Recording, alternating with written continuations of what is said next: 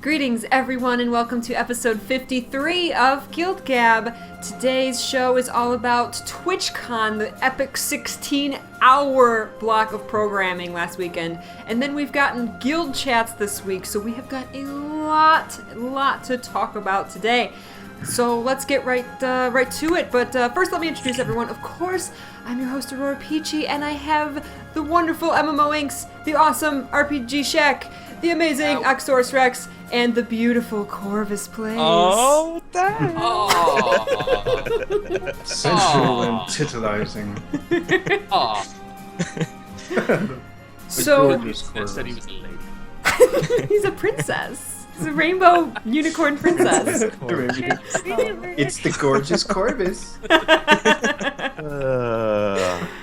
So, like I said, we've got 1,000 things to talk about today, but we're going to get started with what GuildGab was kind of founded on, which was talking about lore. So we are going to talk about the amazing launch trailer that we got on Friday. And I was not expecting it to be all kind of... It was CG, but not CG? It was really... It was a really great kind of mix of enhanced in-engine stuff. Right. And then some, then like the proper CG at the end, or at least the CG when the Vine Monster thing was built. I think it was to do with like the shading or the shaders they used or something, but like things that were out of focus had that kind of painted effect on them, so it was like a perfect blend of the CG and the kind of art style type thing. It was the best way they could have done Guild Wars 2 stuff, I think. Like a typical CG kind of thing might not have fit the style of the game as well as this did. I honestly would have preferred that, but you're right that it wouldn't really fit the style of the game. Yeah. Right. I was just really happy that they started off with Mortimer's voice and had that, because I was really hoping for that, because I think that's the best way to go, is to have your big bad, bring out the voice. Be like, I'm so badass, baby. Like just kind of bring menacing. Sexy Mortimer. I didn't like it. You didn't like it. It was the voice or the trailer. The voice. It obviously not Nolan North is he's a very accomplished voice actor. All right. It didn't seem enough. I think there was probably a lot more processing they could have done to it, layers they could have added. Like we said last time, the char has that like growl that they put in every sentence or every couple sentences. I agree. They could have added some kind of like low rumble or dragon like. He's no Benedict Cumberbatch, that's for sure. Right. Well, right. actually, guys, did you notice that he can't pronounce his THs that well? Like, there was kind of like an almost Jamaican dis. I am this word. Which like for like me, I was like, oh, what? Isn't he like Jamaican? I don't think he's been growing Silvari. I think he's been growing Silvari. Oh, he's been growing Silvari, but then he might, I don't know, smoke those Silvari like later. the blunted grove, am I right? Do you guys ever smoked Silvari before? You've ever smoked Silvari? It's a wild trip. Wild hunt. You be fighting me, man. I be giving you the weed. That's what the wild hunt is really all about. The wild hunt. Dude, that was great. We'll see walking, talking trees and shit, man. Heart of Thorns. It's just a giant trip. Yeah. Look at that. The giant vine monster. I am that mushroom with legs, man. What are you talking about now? The Soundless are just those guys who've gone a little bit too far and have just been killed. They're those guys you see at a metal concert who are just... they've had so you much, guys want some dream? they just pass out. You guys want some dream? Oh man, that so good. that actually reminds me of this like comedy sketch where this like guy like made a deal with the devil, and like he's just like totally like a hippie, like or no, he's not a hippie, he's like this totally like a metalhead like stoner guy, and like he makes a deal with the devil, and his entire hair becomes like cannabis. He's just like, whoa, just like, and so he can just like cut it off. And so he's like, New Silvari hairstyle confirmed. Yeah, true. The pothead hairstyle. Oh man. Oh. Anyway, Yeah, I actually so- agree with Sorry, you. yeah. I think the voice could have been a bit more processed, add more layers to it, add some more like noises into kind of his speech. For sure, that would be amazing. But I was blown away by the trailer, in all honesty. Yeah. It was so much better than what I was expecting, and I wasn't exactly sure what I was expecting. It might have just been another, guild halls and the Revenant and this kind of thing, text flying around. But no, they Right. went for story stuff, and Story. how much story was in there and how much of it was just cinema stuff, I don't know. But like that kind of Right. cinematic stuff was just perfect for me. I watched it a million times and squealed like a little girl. So it's perfect. Squealed like a little princess, you mean? I thought it was, for those of us who like to break down trailers and look at things, there was a lot of nice little hints in there. You start going through his rib cage, and then it forms like an eye or something, and then deeper into the jungle, right? Like through his eyes, deeper into the jungle, and he says, "I am this world." You're seeing his essence, his body parts all over the place, trying to give you this impression, right? Whereas Zaitan was this giant tongue dragon.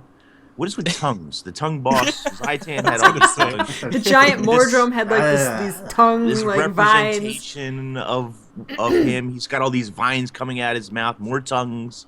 ArenaNet, you're obsessed with tongues. Enough. Enough with no. your tongue fetish. These Colin, Zaitan's enough. tongues had dragon heads on the tongues. I mean, come on.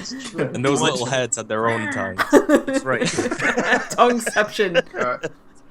here's the thing: there's been a lot of talk about this, and with comments that the developers have said as well. Is the creature at the end Mordremoth? That is a question. No. I don't think so. No. And I think it was maybe confirmed. I'm not too sure. I think it was kind of like an avatar of him. He can form things with his vines, so he formed this scary image through which to communicate. Now that the kind of thing. vines are him. These are Yeah. Mordremoth's vines. The entire jungle basically is Mordremoth's vines. Like I take that as like they're physically connected to the dragon. If we followed one of the vines all the way to through the jungle and down underground, I think we would find the actual dragon. But as for this Mordrum creature, this vine boss, whatever I think they actually referred to it as a vine boss or a Mordrum vine creature, vine giant, something like that. It's not actually the dragon, but it is his vines, and it is his influence, as we see from the purple glow, which is also up to interpretation. Right, his life, his magic, his life force, the dragon magic. Right. I think Morty In this kind case, of like purpley. is vines essentially. That's my like theory, is that just like his like words saying that he is this world, and I think he could either reference the Magooban jungle, or he could try to reference the entire all of Tyria itself. But I do feel like that he kind of is vines. And, he is the jungle. So Wait, And if we follow those vines back, we'll find his heart of thorns, like right at the center, even the more kind of... vines. Right. Well, the thing is, we know that Mordremoth genuinely does have a physical form because we saw his jaws at the end of season 1. Yes. Yes. And So we know he's compa- actually a dragon.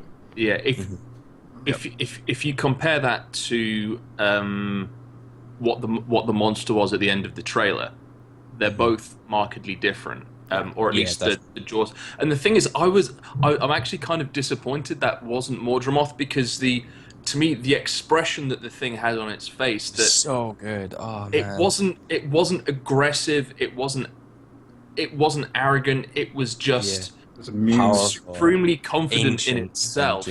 I think that's another indication with when he says I am this world. I think he's not meaning literally. I think you're supposed to get from that he has this confidence that he is just like undefeatable, all powerful. He says, "Who dares challenge me?" Almost like laughing when he says it. Like, "Are you kidding me? You puny little." But I totally agree. Like the face, the kind of expression, it kind of reminded me of like the oak hearts and stuff you see, and they're just these old, like wise things. and he didn't look like, I mean, Zaitan was like a monster, or kind of a bit more of a typical villainous dragon in terms of his attitudes and stuff. But I think Mordremoth seems way more like some wise ancient thing that just is kind of all knowing. He knows, and yeah, maybe he's arrogant and that's his kind of downfall type thing. But like, I don't know, it was just wasn't what I was expecting at all. It was amazing to see, and I totally get what you mean. I kind of half wanted it to be Mordremoth.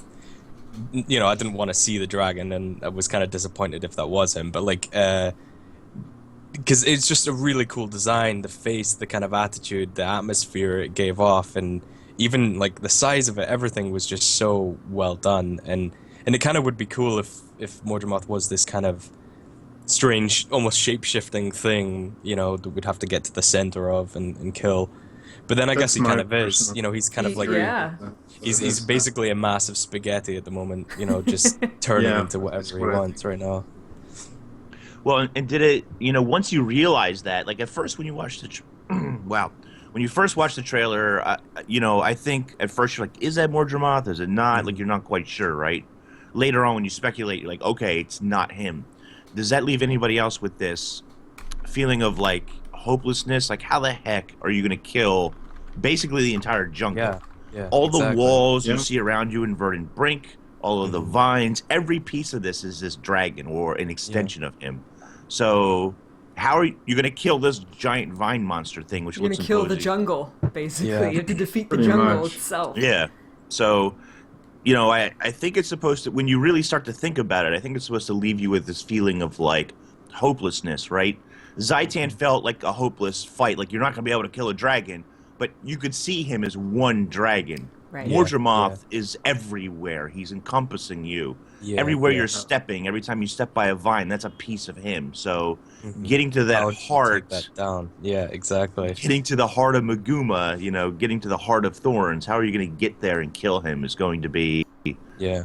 It seems like an almost insurmountable thing, right? See, that's cool as hell. It adds this extra layer to... It's not... They obviously are... I think in a way they've almost gone for way more of a villain approach with Mordremoth than they did with Zaitan. Oh, yeah. In the sense that he's talking in kind of first person, like, about himself. With Zaitan we had the eyes and mouths of Zaitan and that kind of thing. But this is, like, in the trailer was him talking, like, directly to us, and the Sylvari...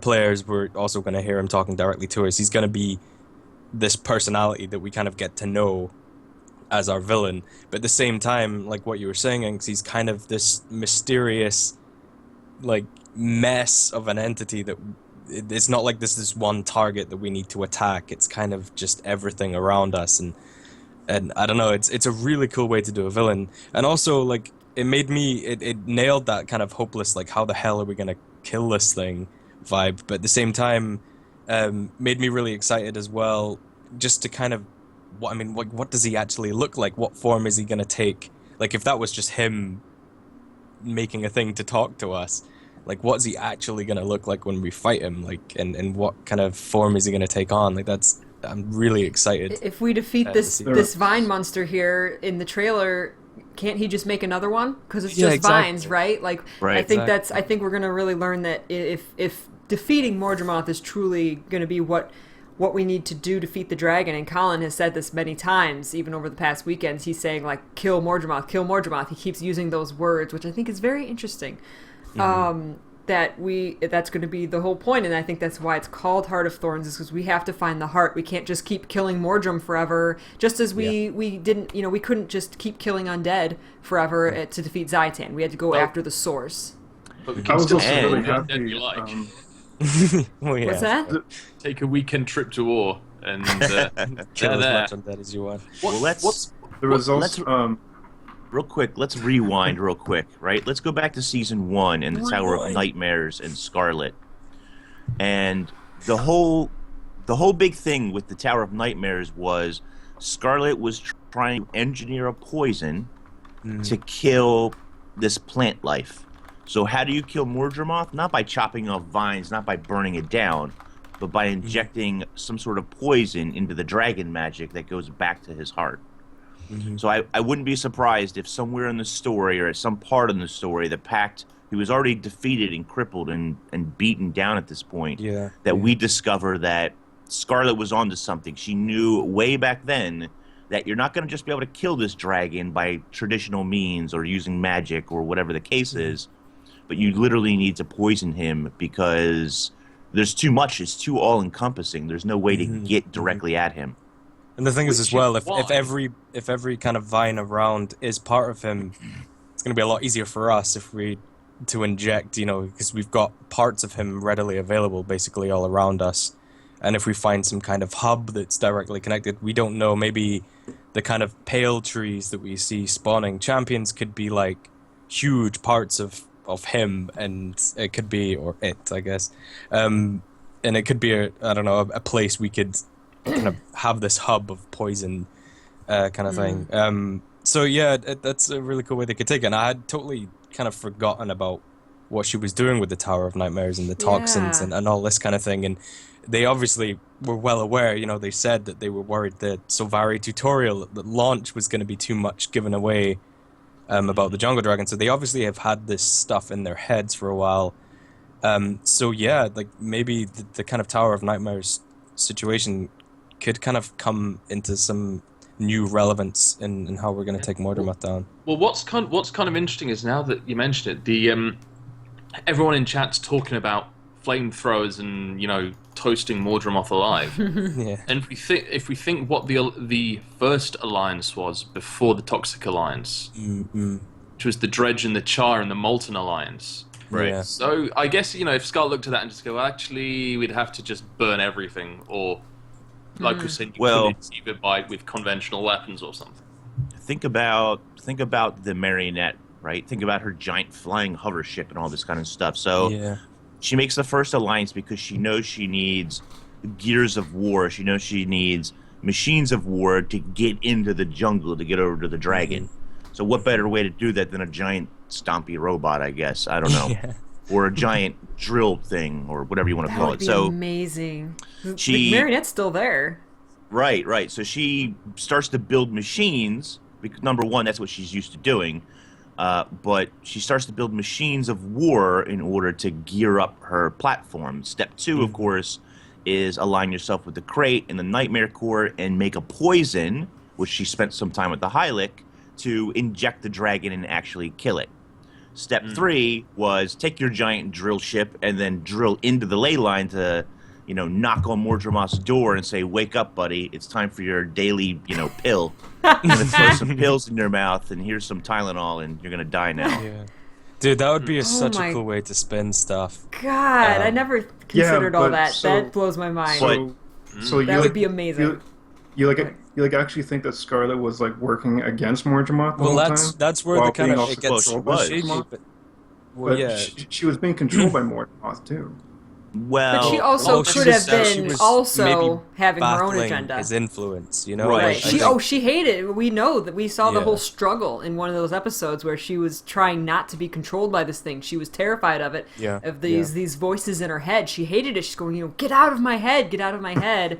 So at the same time that he was controlling her, she still had enough of her own influence, because obviously she's an extremely intelligent Sylvari. So she could have, at the same time, under this guise of attacking us and defeating Lion's Arch and getting the whole, getting the drill ready to drill into the ley line, she might not have been, she might have been controlled as far as creating the drill in order to redirect the ley line magic to Mordermoth.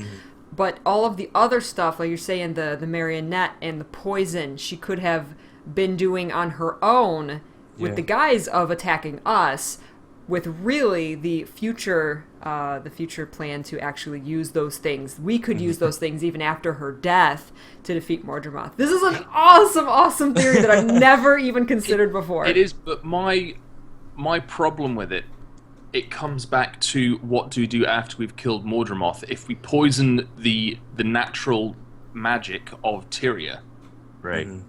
Then it stands to reason that could theoretically kill the other Elder Dragons as well, because they feed off it as well.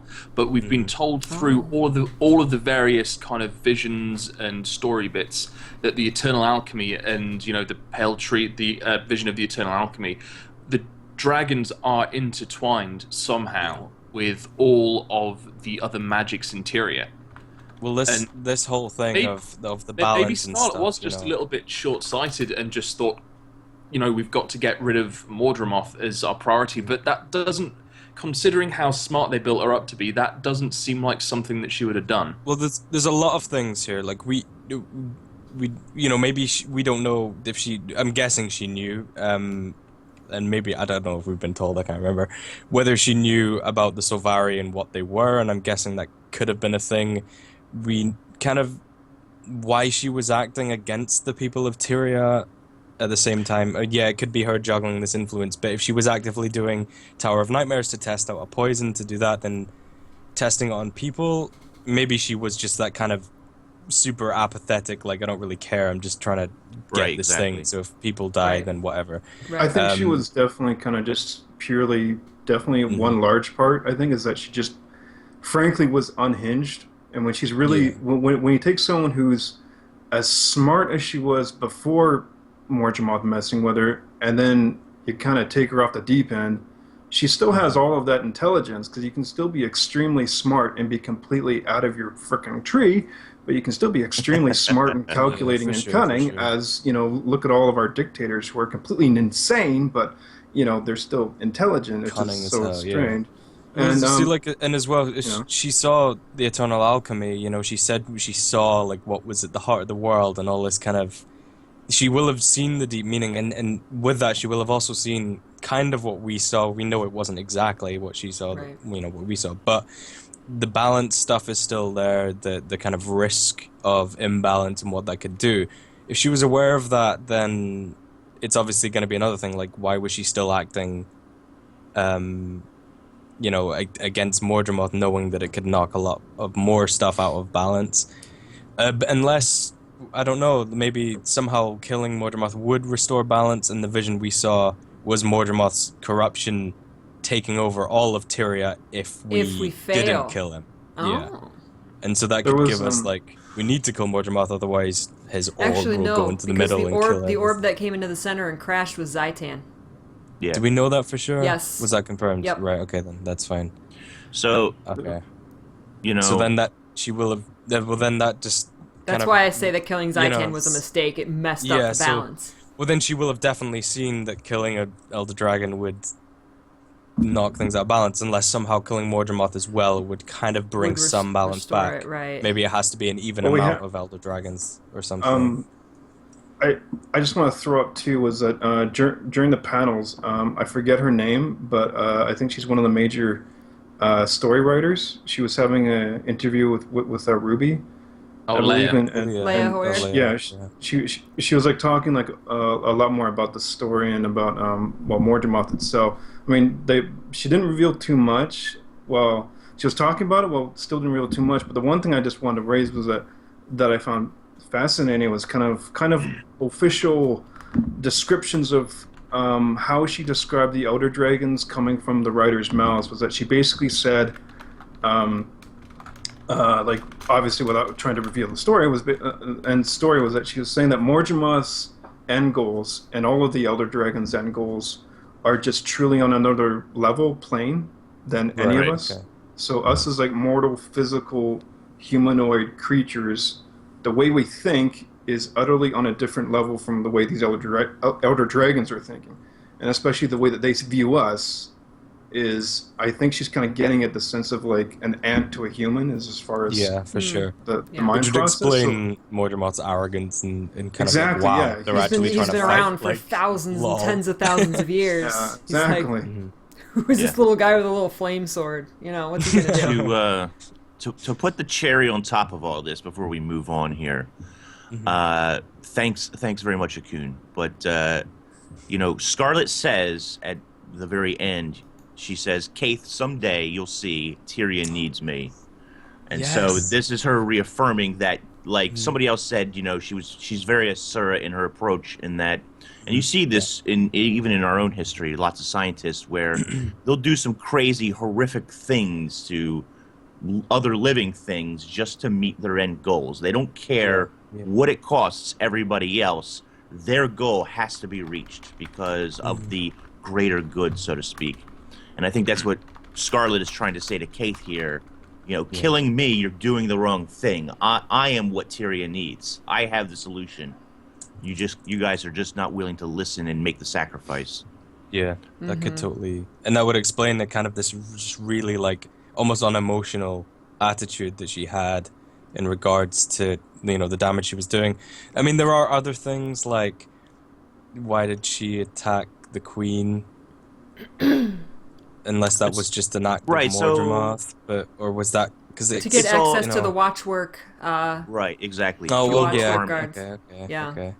She knows, like Scarlet knows going in that the people of Tyria are not going to stand by and do nothing while she wreaks havoc across the landscape, right? Yeah. So she knows she has to build an army. The Steam Minotaurs, her Steam army, isn't quite enough. So she sees that the Queen has these new, beautiful little robots made. She says, I can manipulate those robots. I can steal them, basically. And so she does so.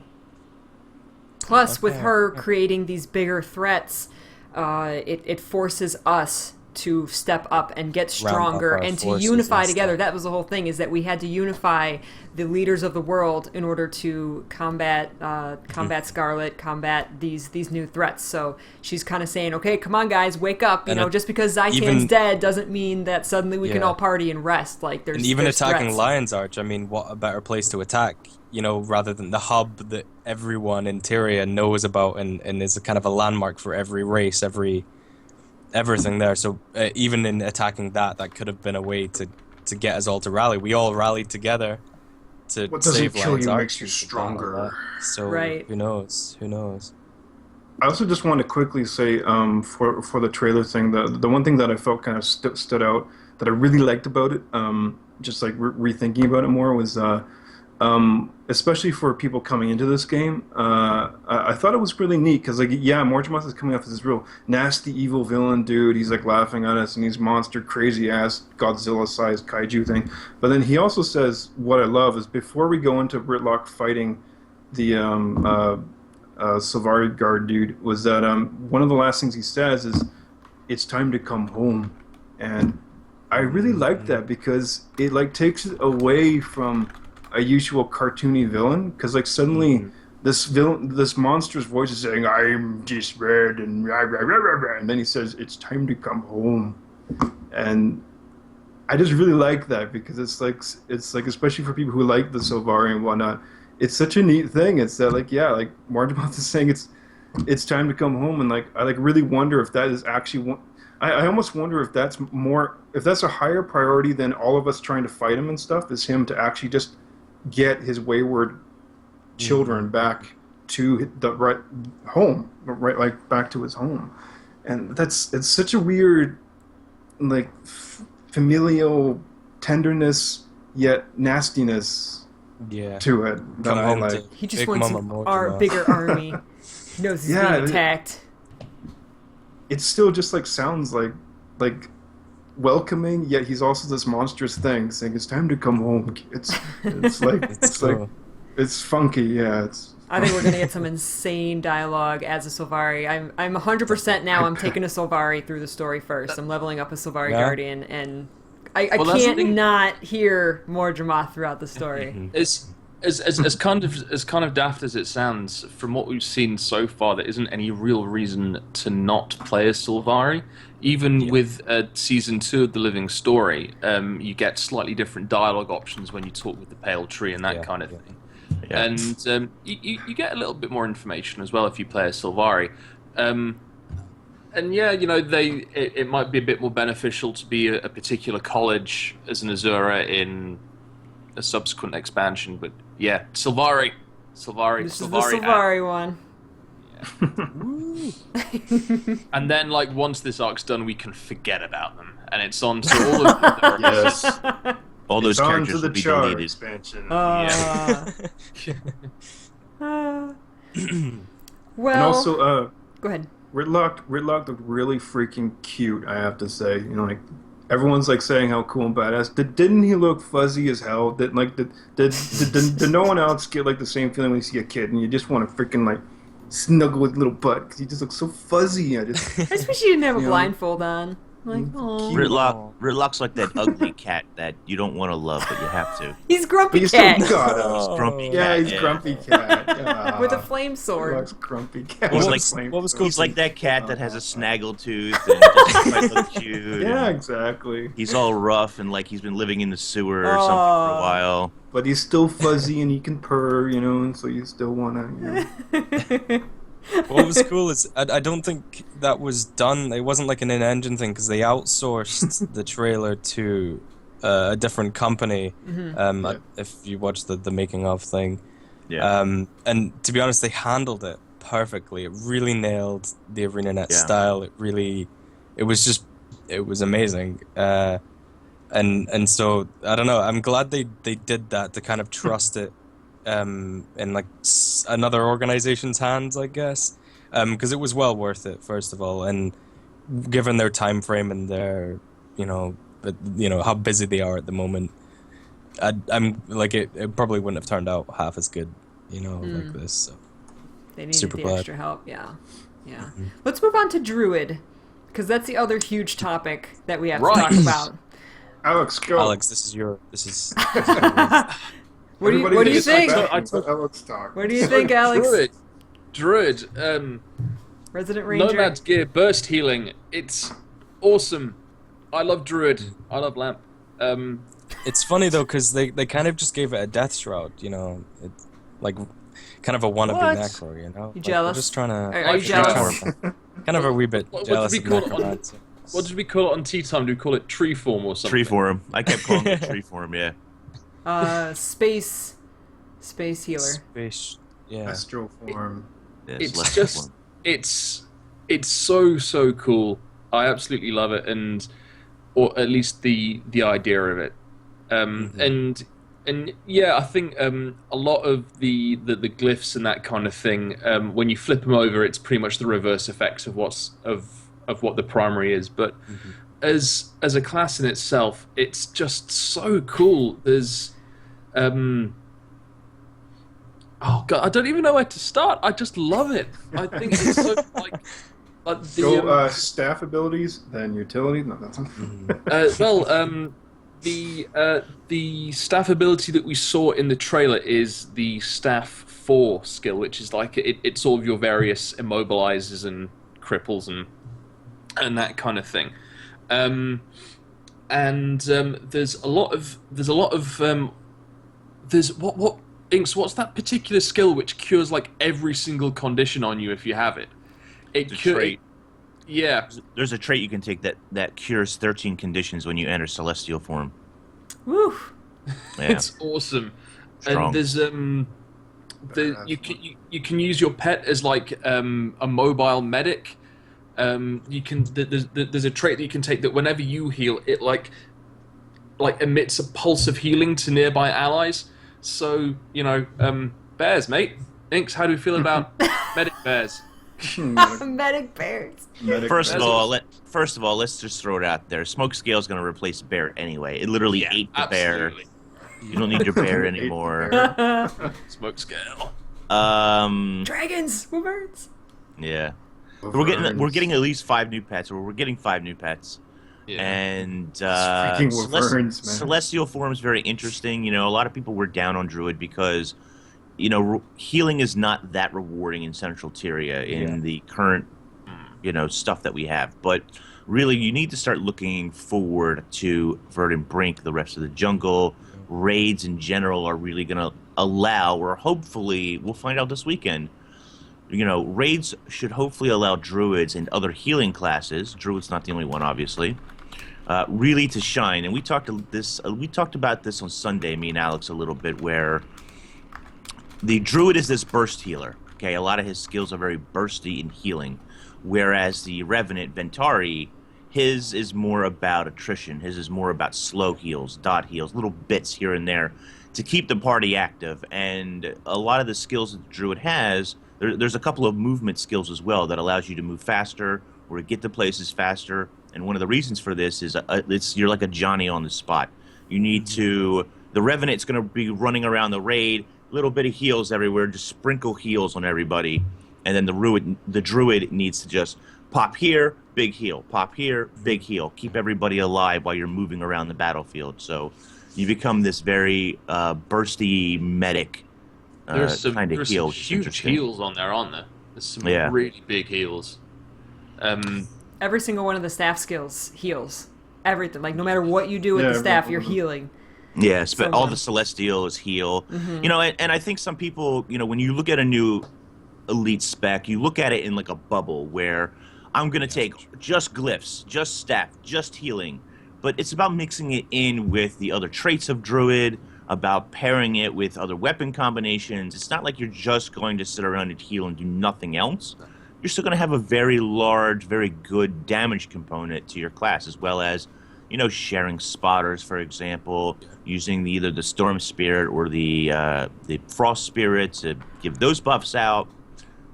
So, you know, there will be a mix there. You know, you're not going to use all glyphs, a couple of glyphs maybe, but you're going to mix it with other skills, making yourself this, you know, varied healer, I guess. And do you reckon we just... could? Oh, go on, man. Oh, okay, yeah. This is really quick. I was just gonna say that my favorite thing about it is staff one ability is a freaking laser beam. Solar beam. Had to include that. Not on sharks, not on freaking sharks, but it's a laser beam. What's kind of interesting? I started having a bit of a play around the other day, and it's again. I know that we like to rag on our pets a little bit. Hopefully, with some of the upcoming AI changes in Heart of Thorns, that'll change. I'm really looking like I can see search and rescue being on my bar a lot. I can really see that being a very big part. So, like, you know, I mean, there's been some changes to Healers 1 in the current patch as well, where you share you and your pet now share boons with each other, which is pretty cool. But just having that, sending out a bristlebacker. Do we get a smoke scale as well? I've forgotten. Yes. Yeah, sending out a bristlebacker or a smoke scale to kind of area heal and then search and rescue. It's just great. It's a really cool class, and although like you said, Inks, there's not going to be much room for it in core Tyria in PvE. Well, there's a lot of concerns about it. First of all, like Inks first said, it kind of does feel kind of unrewarding, unless the content requires it. Everyone has their own personal heal, which does them just fine. So you're not going to really need it anywhere other than raids and maybe the open world, if you go and run in a big squad or party or something. The other thing is, it's going to be interesting because the current event system in Guild Wars 2 is kind of like, oh, you're fighting this champion, kill the champion, that's the event. And your gold, silver, or bronze kind of reward depends on the percentage of damage you've done to it. And so if you're trying to act as a healer, that's going to be a bit... And maybe they're going to change that. Maybe, you know, it's going to be a damage dealt and kind of healing granted as well. We know they track that stuff in PvP already, with the amount of healing you've done and the amount of boons you've put on people and on yourself and stuff. So the tech's there, and so maybe they can just change the way that you get rewarded for events and stuff like that. And I'm guessing that'll probably be the case. But yeah, you're right. It's probably not going to feel that super great to use anywhere outside of the kind of Heart of Thorns content, which is fine because it's just as simple as swapping a trait line out, you know, to change back to Ranger for normal stuff. I think that part of the issue, not issue exactly, but one of the main reasons that something like Druid isn't going to be too viable in normal PvE is that when the game was being developed, there was this very heavy push against the Trinity, and it wasn't kind of, we want our own Trinity, which is now kind of developed like the soft Trinity of damage control and support. Damage control and support, yeah. Yeah, and now that Trinity has evolved over the 3 years of the game, but at least to me, when the game first came out, there only seemed to really be damage mitigation, which was still kind of here and there because people globally were still learning the classes. Yeah. But it was more about chucking out as much DPS as you could as quickly as possible. And to me, that was one of the early issues that Guild Wars 2 had when the Trinity had been removed, and especially before the condition patch as well. Doing with what they're doing with everything with Heart of Thorns and all of the subsequent updates and that kind of thing. Now that they're making this soft Trinity viable, and we've even seen that they're bringing in more. I want to say traditional Trinity roles, like more kind of solid healing specs, more kind of tank aspects, like you see with the Jalis Revenant. And it's really great to see the game evolve by not kind of completely distancing themselves from what we previously what we might have said as outdated mechanics, but kind of embracing the stuff that did work. I think it's almost like they're taking it a step forward in the sense that hopefully, and this is obviously just their kind of marketing speech, but the new content is going to require that kind of thing, and it's quite likely that maybe they're introducing these kind of more dedicated roles because they know that we're going to need them, and as well, I think they're kind of looking at the long term too, in the sense that maybe Core Guild Wars 2 is kind of going to be seen as almost a tutorial, and they're seeing these elite specs and kind of looking to like 3 expansions down the line where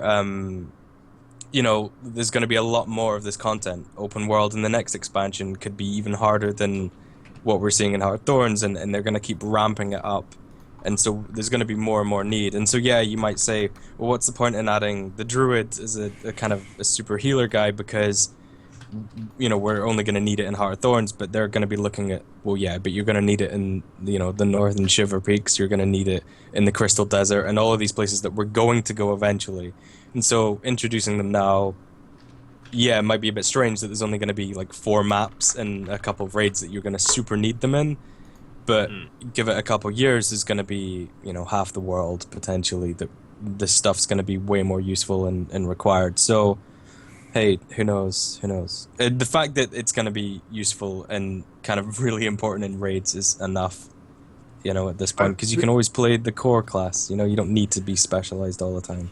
There's actually something that came out today about, I don't think it was either earlier today or late last night, about gear checking when it comes to doing raids. And there's been this whole big furore about how everyone perceives ascended gear as going to be necessary to complete raids.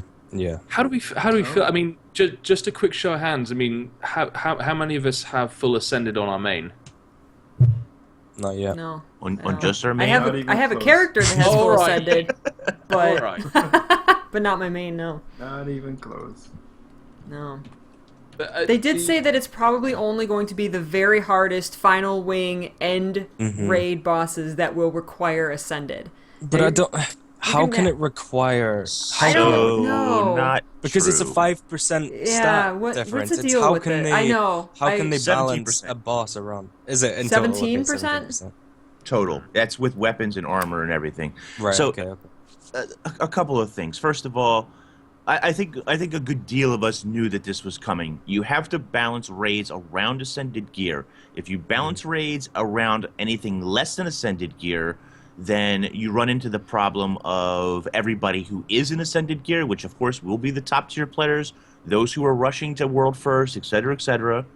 They're going to have a 17% boost over you. Like, they're going to have the 17% benefit. Now, they did say the very first encounter, if you're a very good player, you will be able to do it in a mix of exotic and ascended. Not full exotic, but half exotic, half ascended. For those of us who are not top tier players, you're going to need ascended. And that's just for the first encounter. That means the first encounter going forward, you need ascended. Now the good news is that yes, raids will give you ascended gear, but you're going to need the basics of ascended. So that means armor, trinkets, jewelry, whatever you want to call it, and at least your basic weapon set. Forget about switching everything out and all the different weapons, but at least your main weapon set, your armor, and your jewelry is going to need to be ascended. Now, most players, not everybody, probably have ascended jewelry by now. Yeah. Or a good deal of ascended jewelry, you know. You probably have some, if you've been doing guild missions, or maybe you're not part of guild, but Most of us who are in guilds probably have the accessories. You'll have been able to buy rings by now. Even if you don't do fractals, you can buy them from the Laurel vendor. Of course, the necklace, the backpack's a little bit more difficult and a bit more expensive, but viable. Yeah. The bigger problem comes from weapons and armor. Now, this stuff can drop in the world. Maybe you've been lucky and got some. Maybe you haven't. But you should definitely be working on this from going forward. That being said, the day Heart of Thorns launches, 21 days, 22 days from now, whatever the heck it is, you don't need it day one. So you still have time. You're going to have however many days there are now, and probably about 2 weeks would be my guess before the raids launch. So just keep that in mind. If you're interested in raids, it is something you should be working on. Don't go blow all your gold on it or anything like that, but slowly work on it every day. You know, make a piece of ascended materials, like your damask or whatever. Make that once a day. Go out and farm the materials, whatever you need to do. Silver waste it up if you have to. You know, there's a lot of different ways in order to make ascended gear over time. Is it expensive? Does it require a lot? Yeah, it's not super easy. It's not super cheap. I understand. I've made plenty to know. But, you know. But raids aren't meant to be super easy and super cheap. It's endgame, high-level content. You know, like I'm Inks is a great video on how to get ascended gear. That's right. See, like I'm a few pieces of armor away. I have, you know, my weapons done. I have all my trinkets. I have a couple pieces of armor on my main. So I'm nearly there. I'm actually super glad about this. I know people are going to see it as like, oh, well, they're kind of gating it. They said no grind, you know, all this stuff.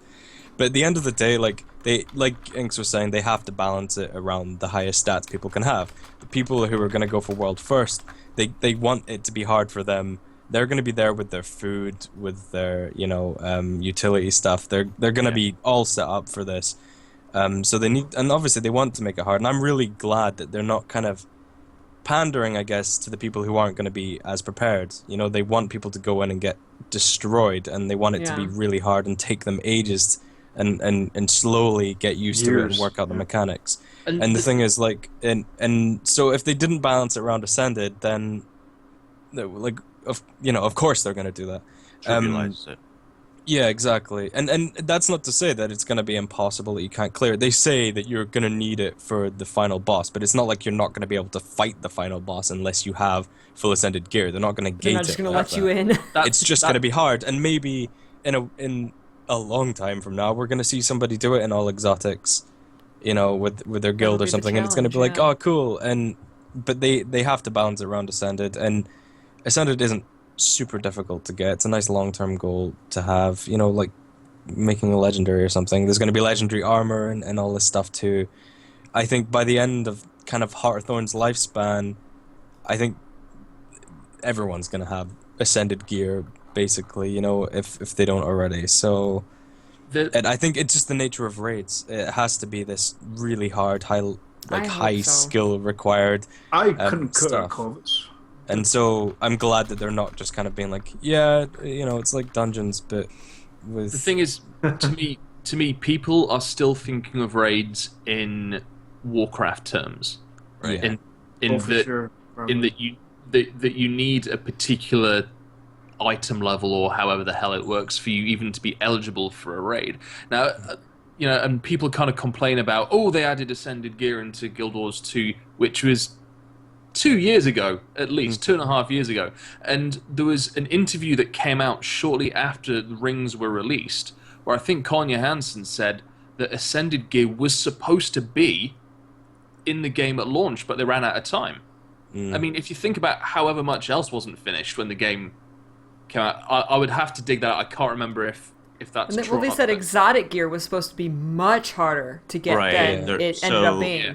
Ascended gear wasn't initially planned. What happened was and many companies do this, not just ArenaNet, they underestimate how skilled their player base really is, how quickly and how much time that players are willing to dedicate to the game to get that exotic gear like that, you know? Yeah, I think ArenaNet has a problem with that. There's a strong contingent of people which like makes me nervous for raids. So they drop in this Ascended gear. Many people were not happy. They're still not happy 2 years later, but anyway...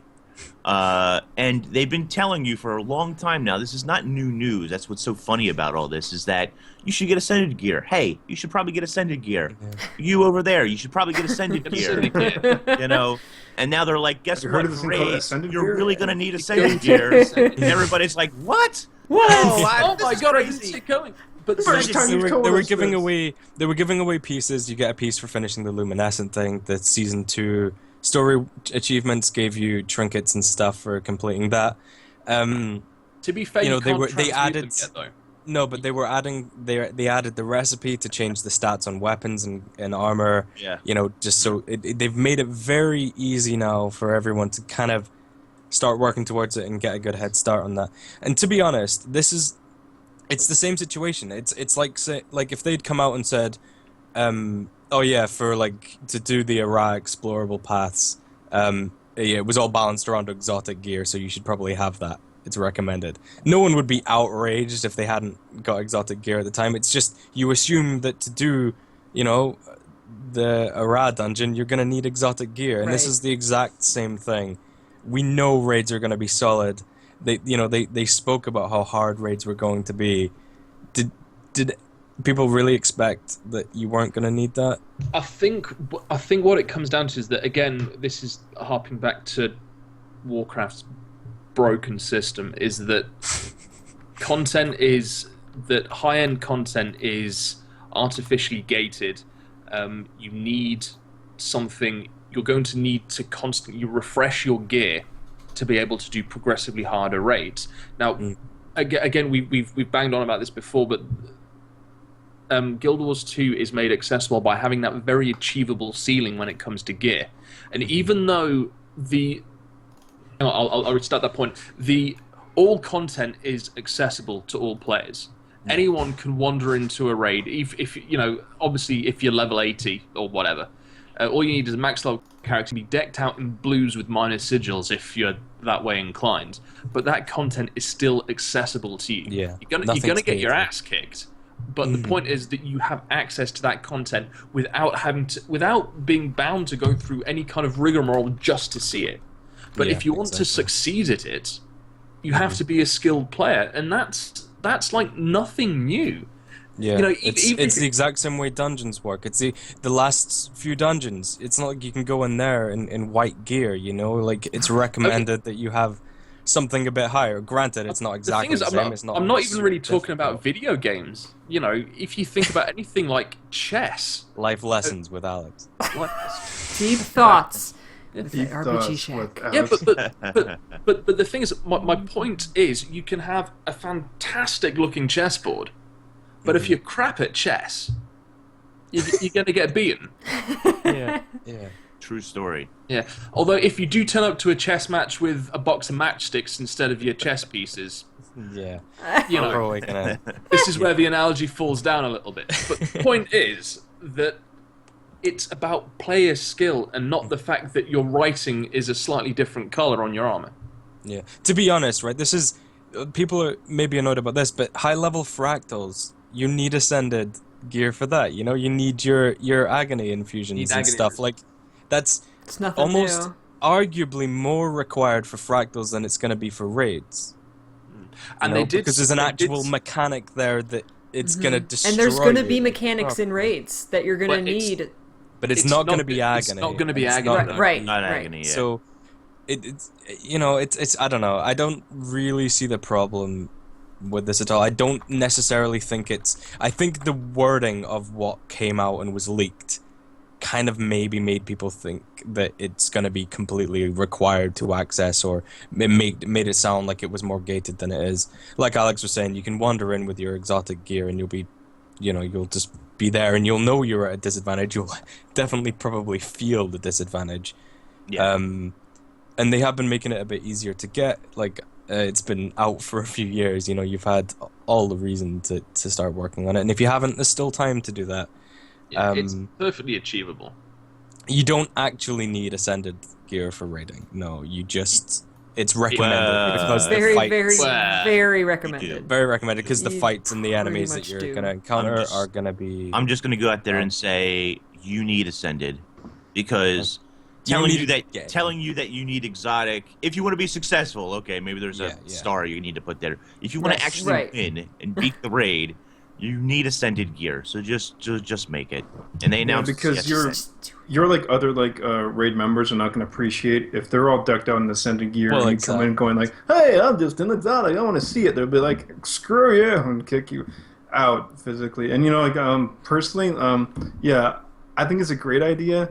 I mean, it's a bit of a grind, a bit of a thing to do, but so be it, because people have been whining and complaining about, hardcore content Guild Wars 2, and I know I'm personally not going to be breaking my head against the wall to get into a raid. I think it's great for people who really want that. I could care less personally. I just want more frickin' story missions. Well, so the thing is, just there's give me also more gonna of be that, and I'm story fine. raids as well.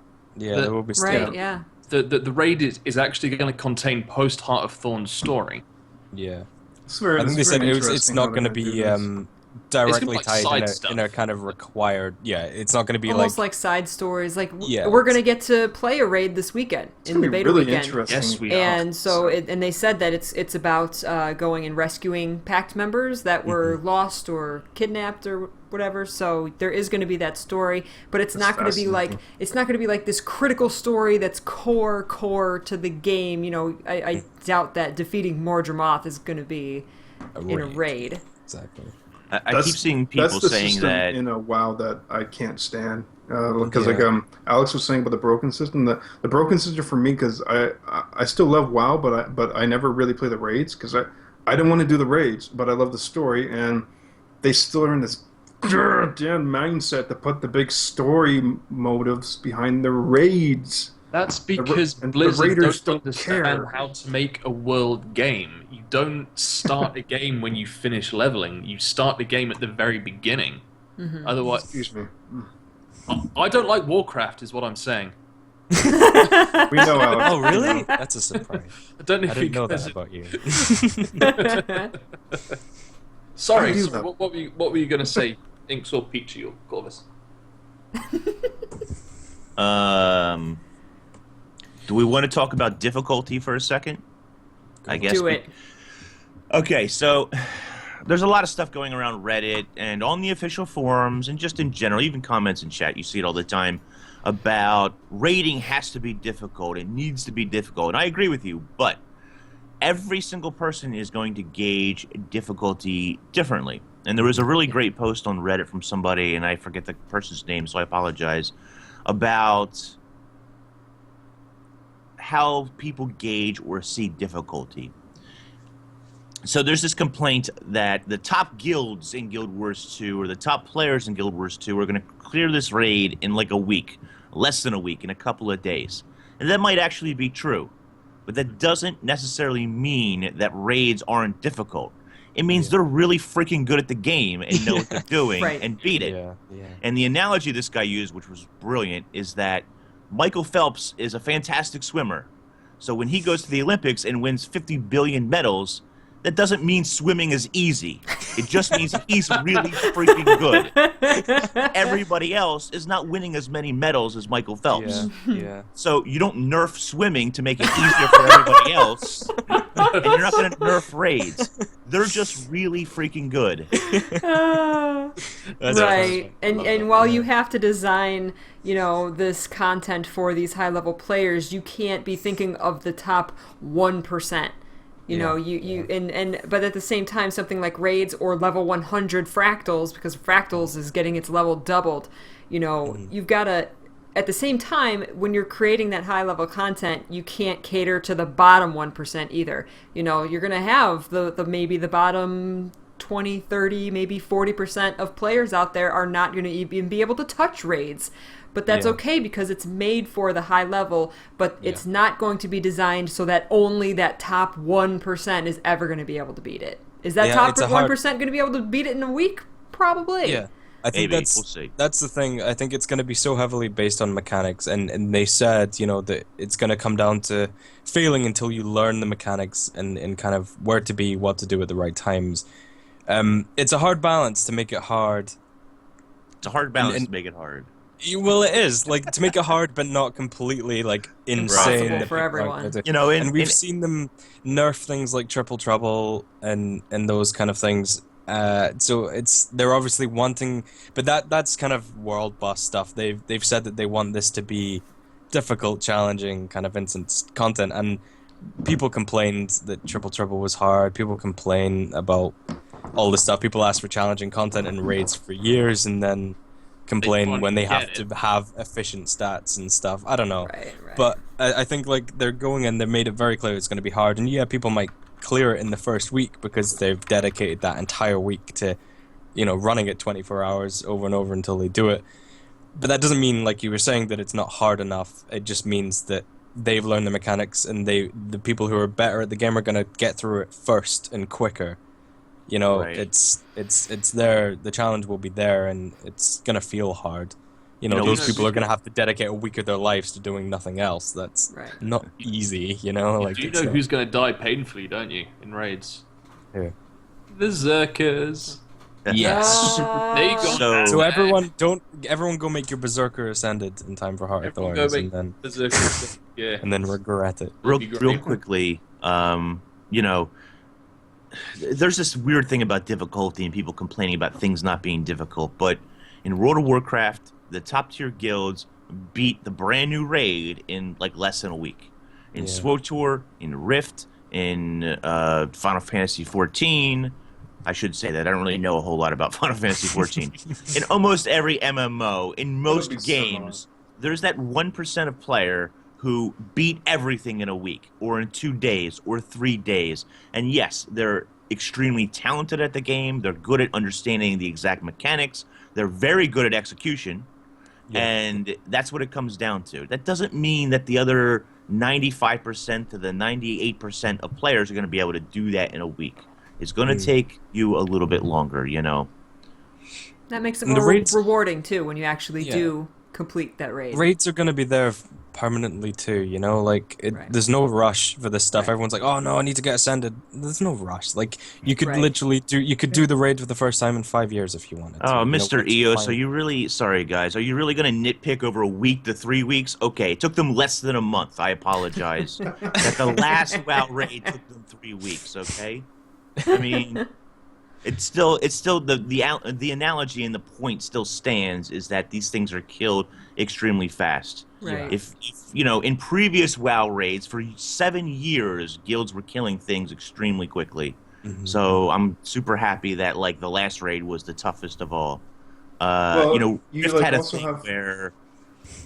a thing where like it took people a while to clear the raid because the raid was broken. But generally speaking, they're making super fast progress. And the point is that 1% makes better progress than everybody else. Yeah. It doesn't mean that it's not difficult.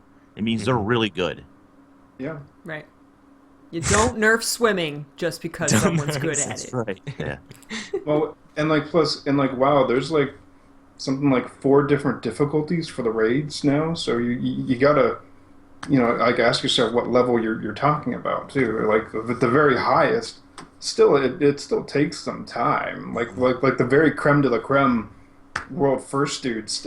It still takes time. It's not going to take them 1 day. It's like we've cleared all like 16,000 raid bosses like in one night. It's like no, you didn't. It's like it takes time. The thing is, people are even people who don't want to be the speedrunning things. For the collectors out there, they're going to want to finish the raids as well because it's the only way they're going to get legendary armor.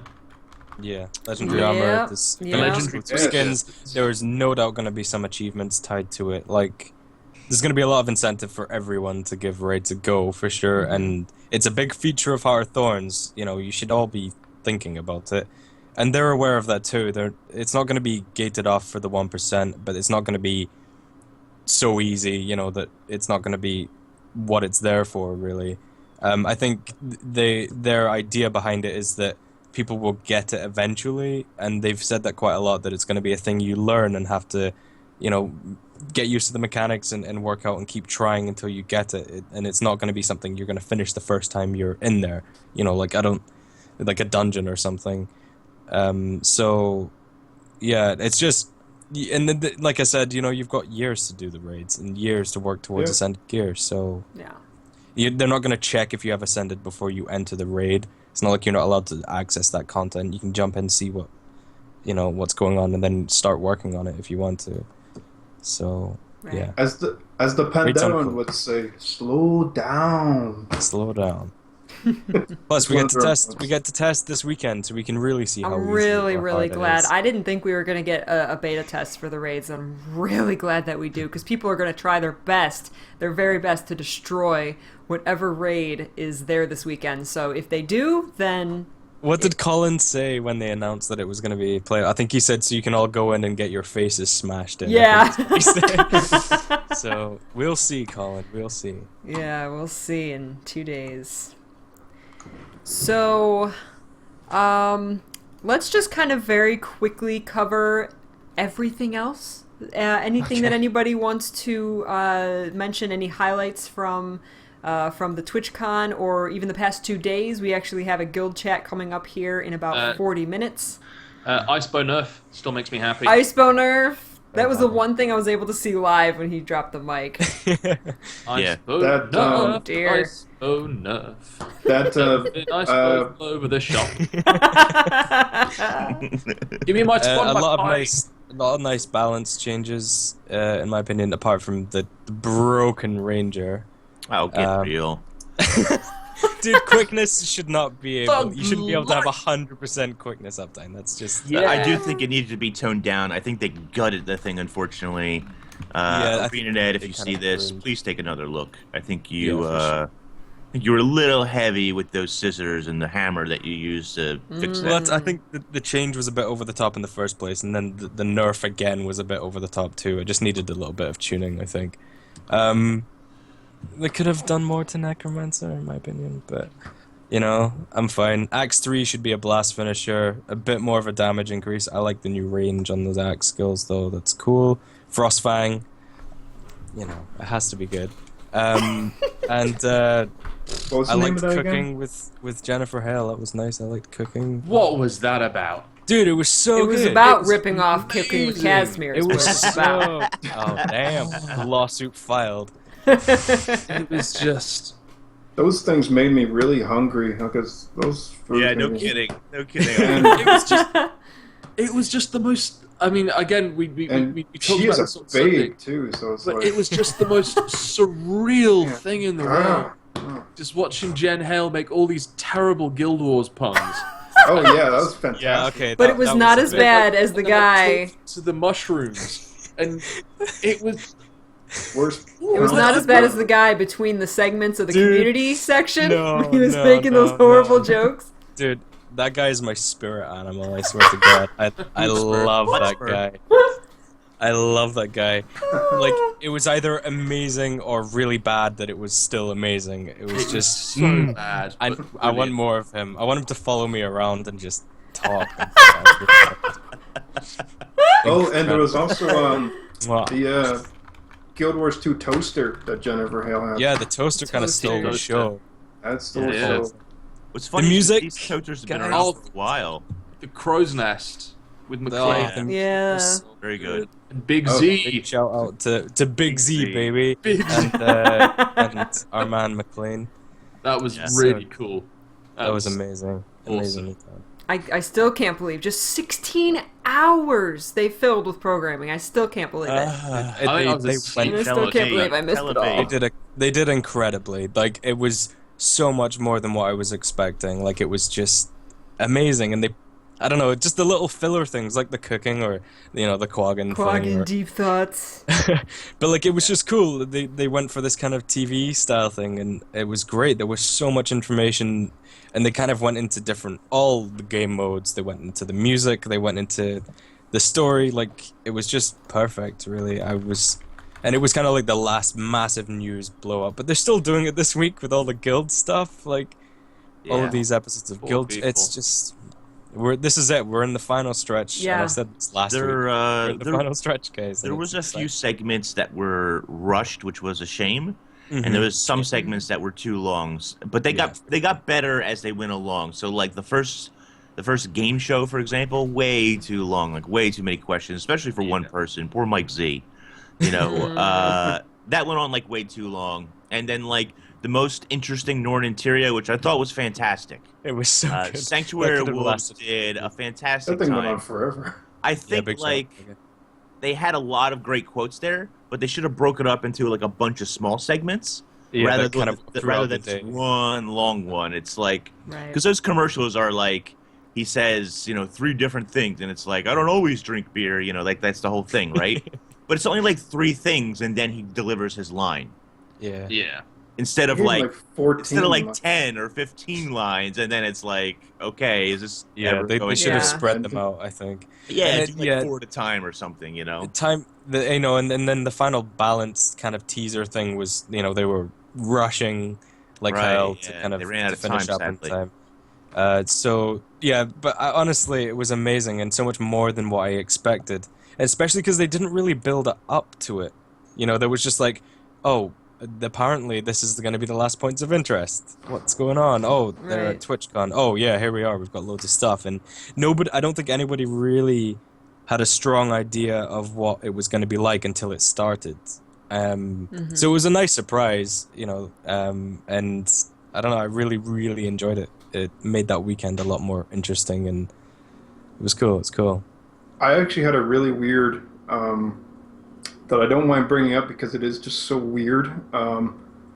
It's like the TwitchCon experience was like, on the one hand, watching it and all the stuff on it was great. It's like the trailer and the Druid reveal and all Jennifer Hill's sexiness and all that stuff, great. But then, for me, the first day I ran into a metal pole right before I watched it.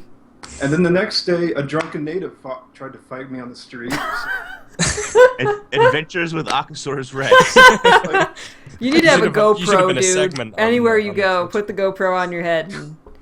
well, yeah, like seriously, this is my freaking weird ass life. It's like I'm like watching this crap. I've like got my food and stuff, but I like come in after like, because for people in the chat, I've got visual problems. I'm losing my sight and crap, and I walk straight into a freaking metal pole, and it's extremely bright on the prairie, so it's even it gets it worse. I walked straight into a metal pole, which I haven't done since I was in Scotland, and it wasn't as bad. Scotland, I got a bump that big there. This time, I just if you've been hit in the Deadly head poles. by a metal pole, it doesn't feel good. And so when I got back, I was like, I had like my food, and I'm watching like the Druid specialization. It's kind of like, this is great. I can't imagine watching the Quag and Deep Thoughts thing after walking up to a pole. Must have been- Yeah, it's A just like, concussion. yeah, and like the like next day, it's like, oh, this is such a lovely TwitchCon day. I want to go and get food. Freaking drunk native freak tries to assault me, and it's just like, Oh, ugh. adventures. This is my life, Furies. I drink from a carnage cup. Yes. Whoa. Oh my god. Yeah, I killed Carnage and made his head into a mug. See? Nice. Do we want to take some questions before? Yeah. Before thingy. Yeah, sure. Unless there's Did we anything you finish? guys from the last 2 days of guild missions, the guild halls, all that kind of stuff. Not Which really. guild hall are you guys going for? Oh, Lost If it's not- Precipice. Oh, pfft, come on. Oh my gosh! Come on, Ridiculous. Alex. Oh, Sort your did life you not out, see Alex. the thing last night Sorry, with the no. gliding? How awesome was Are that? we having some? What is your guild called? Unicorn Friends? Oh no, Happy that's Unicorn Guild? Corvus. Happy you. Oh, like Are we we're fighting gonna, about which guild hall? Is that Yeah. what's going on? Yeah. like we're gonna follow the advice of a man who leads the Happy Unicorn Guild. Unicorns are cool, man. They are And your not. guild's a reference to Lord of the Rings, so maybe you should get your lore right. Oh my We're running I'm a proud 12. brony. Unicorn Guild is good, man. Yeah, best guild ever. So we have Mighty Teapot in our guild. We have Modgermoth in our guild. We have me in my guild. I'm there Which is too. obviously the main feature. How often do people represent? All the time. Do they re- Yeah. You sure? I do. Yeah, we're all friends in my guild. Your Fucking guild's do. like a It's unicorn. corporation. You're right, and I'm at the top, skimming money off my little minions. All of your worthless influence you have. Do my bidding, collect my influence. That's why he wants that guild hall, so he can be at the top. Only he's allowed at the highest I'm point. gonna have a special throne room at the top, just for me. decorated because you can decorate the whole freaking map, which is Yeah. It's just gonna be JPEGs of my face. huge. Make it happen, ArenaNet. The theme song, the Yeah. guild theme song, will be in your honor. You don't have a theme song, do you? No, we don't have a theme song. Unless it's Not oh, I can't yet. chat. What is the Happy Unicorn Guild's theme song? It's the 20th Century Fox Tin Whistle video. I don't know if you guys have seen that. That's basically our anthem. Yeah. And Wow, he it's came out. He's like, "That's it. glorious. That's No, we've we already listen, we listen decided." to it every time we do guild missions. And we have Maven has a fake otter, a beaver. The beaver, yeah. For ArenaNet, why we not have otter? Still no otter. No, we're getting more quaggins. We're the and waving beaver. dead dragons and mordrum and llamas, but no otters. Oh. So Rest sad. in peace. Oh, Right, let's move on. Let's move on before I give myself an aneurysm. I will say though, rapping Happy Unicorn Guild or Hug and using the unicorn finisher is the best thing in the world. Corvus, Oh, that makes it Corvus, even you're- better. Corvus, So- you're Ghost, and Hug. I'm very proud to be a member of, and it's the best. Thank you. Happy guys. Unicorn Guild. See, Aka knows what's up. F yes. I'm a brony, baby. What? I must say, Horses. disclaimer, it's not a brony guild. That was I never know. our intention. That's But- just me. And I Wait, apologize. Horses, mate, you're kind of Just me asking for bouncing it. around. It was never. The guild's been around since Guild Wars 1. Okay, this is before the brony. But My movement. Little Pony's been around since the 80s, man. The brony. Yeah, but it movement. was the brony movement wasn't there. It wasn't. Yeah, Well, Stop, please. No, this is my biggest fear. I don't want people to think that. it's all right that you got them for Christmas when you were a little girl. Alex, And, you know, Alex. what? The show. You promised you wouldn't kicks tell. ass. I'm sorry. You know you're my bro, right? Promise you'll send me an invite to your guild after this. Oh, actually, you know what, guys? Actually, just for like the fun of the chat, for more weird stories, is just my as you're God. saying with Have we finished the MLP. episode yet? just like it's like really Almost. quick. It's just like this is like for like your like end like what the hell with my like fighting drunken natives and running into poles is that My Little Pony came out in like 1983 or 4 or whatever, and I was about 3 or 4 That's at before that I time. came out. Exactly, long before that, and like Feel free to sample that. and I was like 3 or 4 years old, and because I love animals and I've always wanted to be another animal, I thought the toys were cool because it was like pretty pony girls. I wanted to be a big stallion with all these pony girls around me. So my 3-year-old, You are. 4-year-old logic, that's what made sense. Until my mother very wisely was like, Brian, don't tell anyone you Play play with with guns." ponies. I was like, what? I like my ponies. How could you? And then I just locked it inside for 25 years, and then all these bronies came out of nowhere. Now It's you like, can let "Hey, it out. Now you can let it out. Exactly. So Oh I my am. God. It's 20 years, man, of oppression. My Brony- little Corvus, brony oppression. my little Corvus. Okay, well, with this insanity, we're going to end the actual show here. Sorry. We've got about half an hour of post-show before Guild Chat. So if you are watching on Twitch, thank you so much for being here. If you're watching on YouTube, please join us live every Thursday at 1 p.m. Eastern Time for GuildGab Live. And scroll down into the description to find all of the links to our pages. And check us out, and we hope to see you next week. Thank you so much for watching. We'll see you guys next time. Mwah. Thanks for watching, guys. Bye. Take care. See ya.